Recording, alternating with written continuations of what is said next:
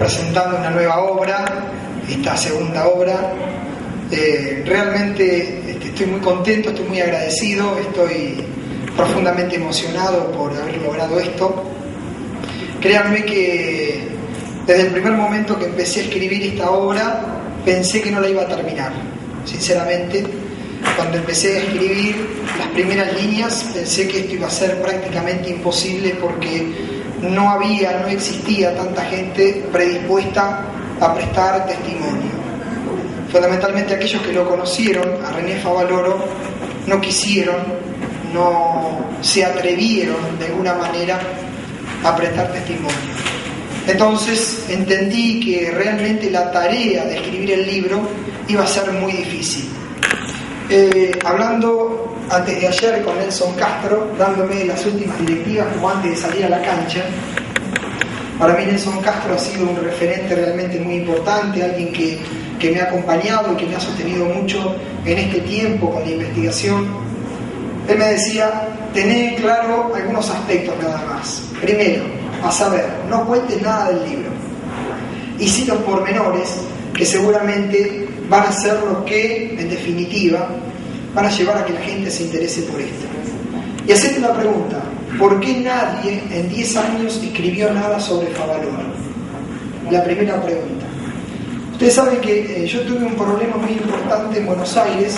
Cuando quise imprimir esta obra en Buenos Aires me dijeron que no se podía, que tenía que tener como mínimo 20.000 copias para poder sacar un libro como el de René Favaloro, que por menos la editorial no se comprometía a exponer la figura del doctor Favaloro.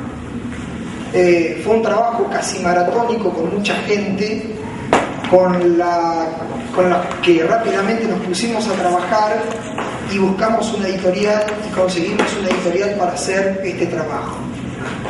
Y a veces todo tiene un porqué en la vida. Yo digo que por algo pasan las cosas.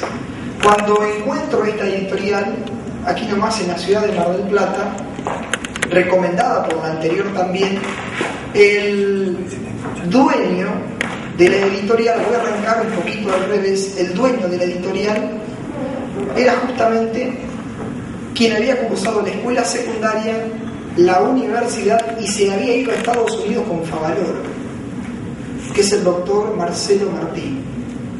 Por eso Editorial Martín. Ahora el hijo está a cargo y demás.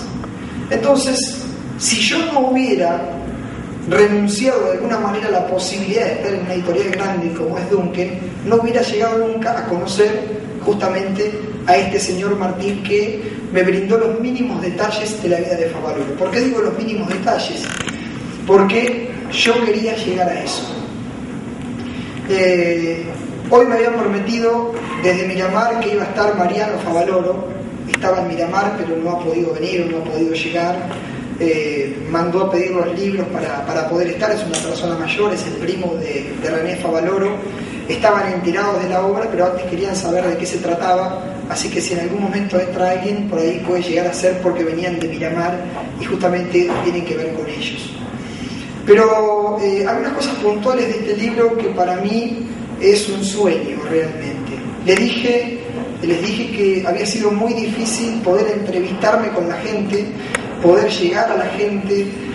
Hubo médicos que me dijeron: no te metas con ese tema, tené mucho cuidado. ¿Por qué? Porque en el inconsciente colectivo el doctor Favaloro es una persona intocable.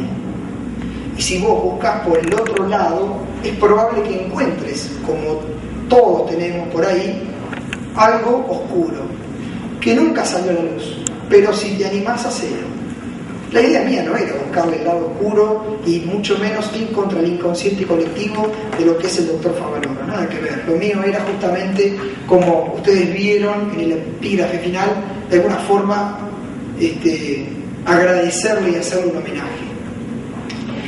Y empecé muy a poco. Empecé contactándome con la fundación. Desde la fundación me dijeron que no había mucha información que me pudieran dar, simplemente pude rescatar algunos testimonios, pero básicamente el libro está basado en 3 personas fundamentales. Luis Landricina, que hoy no está aquí porque tiene una dolencia muy importante, realmente está pasando por una situación de salud lamentable lo de Luis. Está haciendo un tratamiento para ponerse mejor y la verdad me dijo: paisano, en esta te fallo, ojalá en la próxima pueda estar. Y fue justamente él el que me apuntaló en los primeros conocimientos sobre el mano a mano con Favaloro. Me contó cómo se conocieron y demás. La otra persona importante siempre fue Nelson Castro. Para mí, el periodista más respetado en cuanto a lo que sabe, a lo que conoce, más allá de su ideología política, a mí me ha ayudado mucho.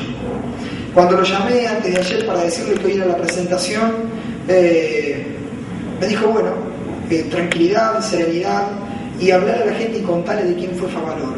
Digo, pero la gente ya sabe quién es Favaloro, pero hay cosas que no conoce de Favaloro. Entonces me remití a los viejos archivos porque la charla no está preparada. Si yo mañana me tengo que presentar en otro lugar para dar una charla, diría otra cosa totalmente diferente, pero con el mismo argumento. Porque creo que para hablar de Favaloro no hay que preparar una charla. Son cosas que tienen que salir. Ayer escuchaba a un jugador de fútbol de La Plata, hincha de Estudiantes, le preguntaron quién es Favaloro. Y el que inventó el bypass. Y se quedó ahí nomás. Y no es nada más que eso. Es el que inventó el puente aorto coronario, pero hay algo más detrás de la figura de Favaloro.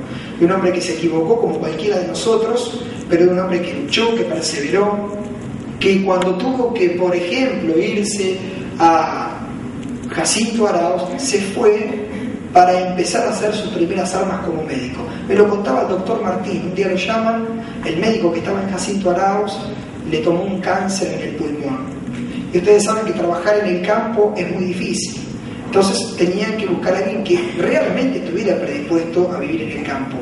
Entonces fue Favaloro con su señora, se casó con Tony, después más adelante falleció, pero se casó con Tony y se fue a vivir al campo y estuvo 10 años en el campo.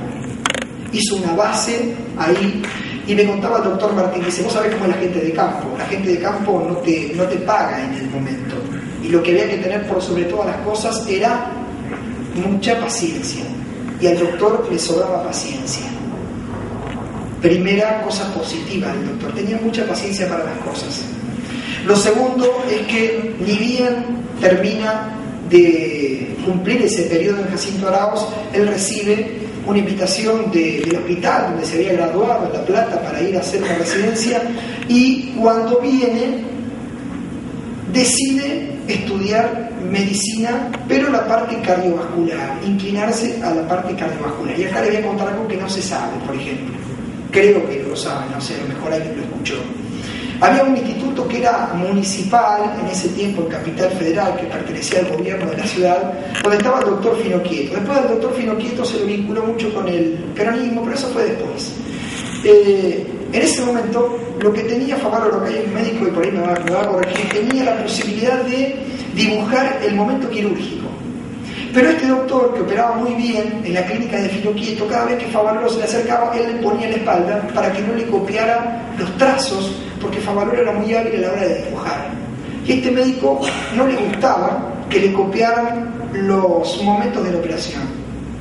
Entonces va a Favaloro y le dice, mira, este médico, el doctor Martín no me quiso dar el nombre, dice, no me deja dibujar los tiempos quirúrgicos. Y yo necesito, porque esto es algo totalmente abierto y cualquier persona puede hacerlo. Entonces, bueno, tuvo que renunciar este médico a dejarlo escribir a Favaloro. Y Favaloro ahí comienza a hacer sus primeras armas.